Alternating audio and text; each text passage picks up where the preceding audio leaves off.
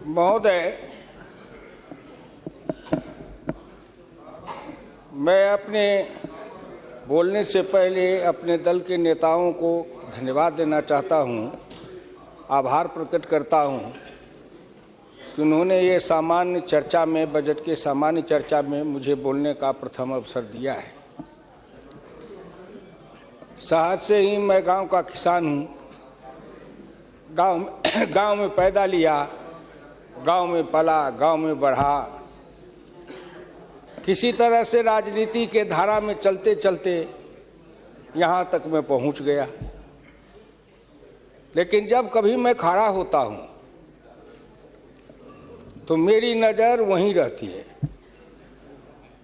चौधरी चरण सिंह जब भारत के प्रधानमंत्री बने तब भी उन्होंने मुझे एक बार कहा था कि हुकुमचंद, भारत का प्रधानमंत्री हूँ, लेकिन दिन में एक बार मेरी नज़र अपने गांव में चली जाती है। वही कच्ची दीवार, फूस का छप्पर, वही कच्चा कुआं, वही गाय, वही भैंस, वही बकरी, वही ज्वार, वही बाजरा। तो जो जहाँ से पैदा लेके आता है, जिस संस्कार में पलता है, आप तो संस्कृत के भी विद्वान हैं अध्यक्ष जी, मनुष्य सब कुछ भूल जाएगा, लेकिन जिस संस्कार में पला है या बढ़ा है वो कभी भूल नहीं सकता है। तो मैं तो उसी संस्कार में पला हूँ, बढ़ा हूँ। मैंने गोबर देखा, मैंने बकरी की गिनती की, मैंने भैंस की गिनती की। अब संजोग से लोकसभा में आया हूँ तो वो आंकड़े की गिनती करनी पड़ती है। Fiscal deficit, revenue deficit. अब मेरे जैसा आदमी उसमें उलझ जाता है कि बकरी गिनूं कि भैंस गिनूं कि डिफिसिट गिनूं। यहाँ आके डेफिसिट गिनो, वहाँ बाद में गिनो। और हम तो केवल वही खोजते हैं, जैसे युद्ध के बाद, सीता माता के साथ युद्ध जीतने के बाद, लंका विजय के बाद, जब बानर भालू के बीच में मणि की माला वितरित की जा रही थी तो वो सब दाने को तोड़ तोड़ के बंदर देख रहे थे। सब हंस पड़े बड़े लोग कि आखिर बंदर बंदर तो है, ये माले क्यों तोड़ रहा है। पूछा कि तुम इस दाने को क्यों तोड़ रहे हो? तो कहा मैं इस हर दाने में सीताराम की मूर्ति देखना चाहता हूँ, और जिस दाने में सीताराम की मूर्ति नहीं हो मेरे लिए निरर्थक है। तो मैं तो बजट के हर पन्ना को पढ़ता हूँ तो देखता हूँ इसमें किसान कहाँ है, इसमें मजदूर कहाँ है, इसमें गांव कहाँ है, इसमें हमारे गाय भैंस के चारा दाना का कुछ है कि नहीं है, इसमें मेरे गांव की जो गरीब औरतें हैं जो खेत में काम करती हैं, पसीना बहाती हैं, मिट्टी पानी में सरती हैं, उनके शरीर से बदबू निकलता है।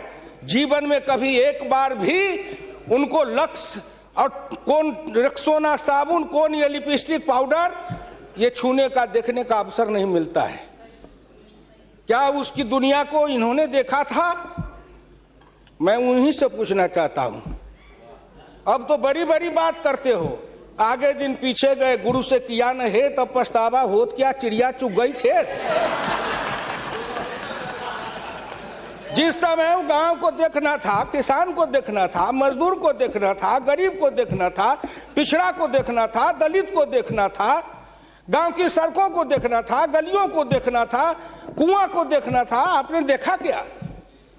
आप तो देखते रहे कहीं। ये दो हिंदुस्तान, एक हिंदुस्तान में दो हिंदुस्तान आपने बनाया। एक है भारत, एक है India, that is called Hindustan. आपने बनाया ना। मैं आज भी कहता हूं, अगर मेरे गांव के किसी को उठावे, आंख में पट्टी बांध दे, हिंदुस्तान के कहीं भी, उड़ीसा हो, बंगाल हो, कहीं हो, किसान को लावे, गांव में आंख पर पट्टी बांध दे और एक बार इंडिया गेट पर उसकी आंख को खोल दे, उसको लगेगा कि हम स्वर्ग में चले आए, कि बैकुंठ में चले आए, कि इंद्रपुरी चले आए। इतना का अंतर है। मैं 1977 में एमएलए बन के आया, इंडिया गेट के किनारे पैदल टहल रहा था, एक बड़ी गाड़ी में एक बड़ा कुत्ता जा रहा था, वो अपने मुंह को निकाल के जी लपलपाते जा रहा था। मैं गांव का आदमी खड़ा होकर सोचने लगा कुत्ता जरूर कुछ कह रहा है। मैं एमपी था, कभी दिल्ली देखा नहीं था। मेरे अंदर से आवाज आई कि कुत्ता कह रहा है क्या है, तू गांव का किसान, गरीब, मजदूर, पिछड़ा, दलित, तू क्या जन्म लेके करने आया है? तुझसे मैं सौभाग्यशाली हूं। देख, मैं ठंड गर्म गाड़ी में बैठा हूं, केक खाता हूं, ऑमलेट कटलेट खाता हूं, गद्दे पर सोता हूं। तुमने देखा हिंदुस्तान, तुमसे अच्छा मैं हूं।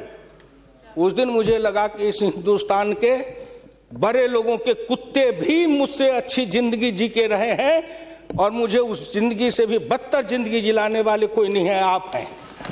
राज किया है आपने। मैं आंदोलन किया, जेल में गया, जेल में सर आया। आज भी पूर्वा हवा चलती है तो आपके पुलिस की लाठी से जो हड्डी में चोट है वो कहीं ना कहीं दर्द करने लगता है। तब मुझे ऐसा एहसास होता है कि जिस राज में मुझे इतना कष्ट मिला था, अगर मेरा बस चले तो उस राज को सदा सर्वदा के लिए हिंदुस्तान से उखाड़ के गया जी में जाके पिंडदान कर दूं, जो फिर निकलने न पाए। क्या बात करते हैं साहब? आपसे मैं आखिर में नहीं जाऊंगा। आप योजना आयोग की बात कर रहे थे। मैं अपने गुरु डॉक्टर लोहिया की बात को आपके सामने मैं दिखाना चाहूंगा। मैं नहीं बोलता, मुझे तो उन्होंने दृष्टि दी थी। इसी लोकसभा में 6 सितंबर 1963 को एक बहस हुई थी, ख्याल रखिएगा, जिस बहस ने पंडित नेहरू को भी हिला दिया था। वो बहस थी 3 आना बनाम 15 आना का। लोहिया ने कहा था, मैंने 27 करोड़ हिंदुस्तान के लिए 3 आने रोज की आमदनी कही, प्रधानमंत्री ने 15 आने रोज की और योजना मंत्री ने 7.5 आने रोज की। अब प्रधानमंत्री और योजना मंत्री आपस में निपट लेंगे कि दोनों में कौन सही है। यही आंकड़े हैं योजना आयोग के। प्रधानमंत्री का 15 आना, योजना आयोग के मंत्री का है 7.5 आना। जिस योजना आयोग को यह भी नहीं पता 15 आना सही कि 7.5 आना सही, प्रधानमंत्री सही कि योजना मंत्री सही, उसी योजना आयोग को सर पर ढोते रहो। जो दर्शन करना चाहिए तो दर्पण माजत रहिए, दर्पण में लगा काई तो दरस कहां से पाई। क्या बात करते हैं साहब?